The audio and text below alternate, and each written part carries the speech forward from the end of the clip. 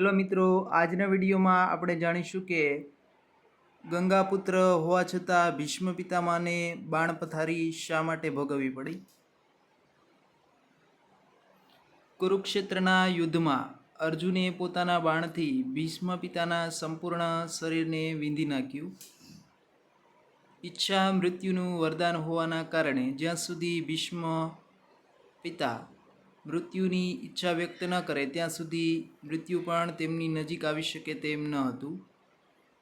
પિતામહે પાંડવો અને કૌરવોની હાજરીમાં શ્રી કૃષ્ણને પૂછ્યું, હે માધવ, હું ગંગાપુત્ર દેવવત ભીષ્મ મેં જાણતા કે અજાણતા કોઈ પાપ કર્યું નથી, છતાં મારે મારા પ્રિય પૌત્ર એવા અર્જુનના હાથે બાણશ્રૈયા શા માટે ભોગવવી પડી? શ્રી કૃષ્ણએ જવાબ આપતા કહ્યું, સાચે જ પિતામહ, તમે માતા ગંગાની જેમ પવિત્ર છો, પણ તમારાથી પણ એક ઘોર પાપ થયું છે.